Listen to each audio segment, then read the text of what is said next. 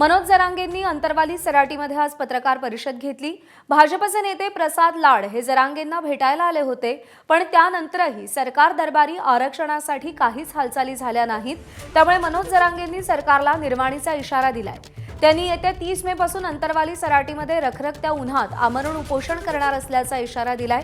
उन्हात आमरण उपोषण करणार, मेलो तरी चालेल असंही जरांगे म्हणाले। तसंच आपल्याच माणूस चुकीचा होता एवढं जरी लाड यांना वाटलं तरी खूप झालं असं म्हणत जरांगेंनी फडणवीसांवर पुन्हा निशाणा साधलाय।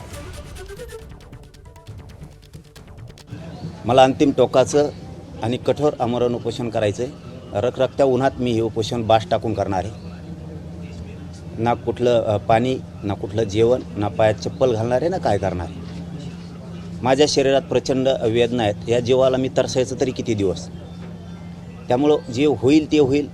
उसनं घाताचा बळी गेला तरी देवेंद्र फडणवीसांमुळं गेला, सरकारमुळं गेला। कितीही जीवाची लाहीलाही झाली तरी हरकत नाही, कारण माझ्या समाजाच्या लेकरांच्याच आयुष्याचा उन्हाळा झाला आहे। मनोज जरांगेंनी उपोषणाची हाक दिली आहे, मात्र जरांगेंना गावकरी आंदोलन करू देणार का असा सवाल उपस्थित झालाय। आणि त्यामुळे पुन्हा एकदा उपोषणाची हाक दिल्यावर गावकऱ्यांनी काय प्रतिक्रिया दिल्यात पाहूया।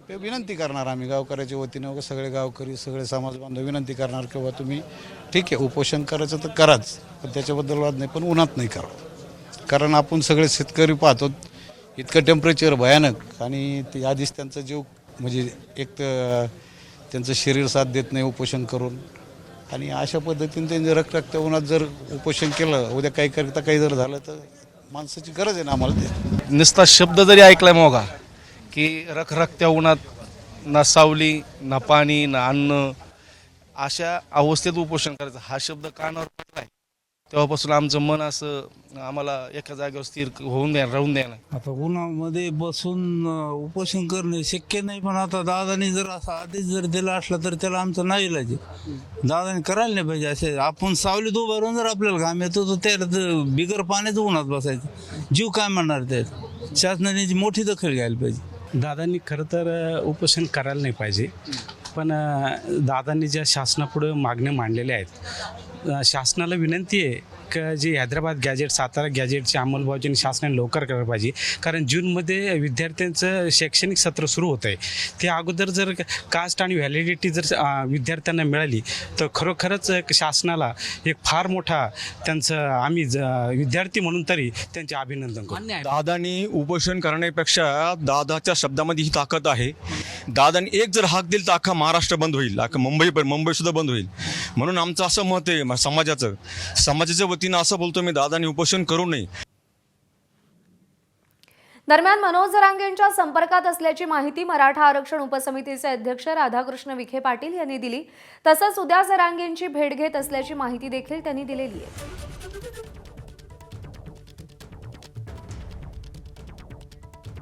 दरम्यान याच निमित्तानं मंत्री राधाकृष्ण विखे पाटील आणि संजय शिरसाट काय म्हणालेत पाहूया। त्यांच्याशी मध्यंतरी बोललो मी या सगळ्या विषयाबद्दल, काय काय कार्यक्रम सुरू होते, आणि 2 दिवसापूर्वी सातत्यानंच मी माननीय मुख्यमंत्र्यांच्या संपर्कात आहे। माझे सहकारी प्रसाद लाड माझ्या समवेत आहे। मी आता उद्या त्यांना जाऊन भेटणार आहे जरांगे पाटलांना, आणि आम्ही आता मागच्या 2-3 दिवसात काय कार्यवाही केली त्याची कल्पना त्यांना देणार। सरकार या सगळ्या गोष्टीचा किंवा त्यांच्या असलेल्या मागणीचा विचार जरूर करते, आणि आता ते केव्हा निर्णय घेत आहेत हे आपल्याला कळेल, 1-2 दिवसामध्ये कळेल त्यांनी काय निर्णय घेतलाय, किंवा सरकारकडे जे काही सरकारची जी काही भूमिका आहे, मला वाटतं ते वरिष्ठ पातळीवरच त्याच्याबद्दलची घोषणाही होईल। सरकारने वारंवार फसवलंय, त्यामुळे आता निर्णय आंदोलन करते त्यांचा उपोषणाचा रोख तो त्यांच्या दृष्टिकोनातून योग्य आहे। सरकारची काय भूमिका आहे हे सरकार मांडेल, म्हणून आता सरकार आणि त्यांच्यात काय चर्चा चालू आहे याबद्दलचा माहिती आमच्याकडे नाही। दरम्यान याच संदर्भात उद्योगमंत्री उदय सामंत आणि भाजप मुंबई अध्यक्ष अमित साटम काय म्हणाले तेही पाहूया। नाही, मला असं वाटतं की या संदर्भामध्ये प्रसाद लाडांनी त्यांच्याशी जाऊन सविस्तर चर्चा केलेली आहे. प्रसाद लाड साहेबांचा कालच मला फोन होता की या संदर्भात चर्चा करायची आहे, विखे पाटील साहेबांची चर्चा करायची आहे. मनोज दादांना आंदोलनाची वेळ येणार नाही अशा पद्धतीनं शासन काम करेल अशा पद्धतीची भूमिका देखील प्रसाद लाड यांनी मांडलेली आहे. त्यांच्यावर आम्ही चर्चा करू आणि भविष्यातली आमची भूमिका मराठा समाजाबद्दलची जी सकारात्मक आहे ती तशीच ठेवून पुढे जाऊ. हे आंदोलन मराठा समाजासाठी नसून हे आंदोलन महाराष्ट्राचे सन्माननीय लोकप्रिय मुख्यमंत्री देवेंद्र फडणवीसजी यांना टार्गेट करण्यासाठी आंदोलन आहे. आणि त्यामुळे एक कुठलीही व्यक्ती अशा प्रकारे मराठा समाजाचा नेता होऊ शकत नाही. मराठा समाजाचे अनेक नेते आहेत.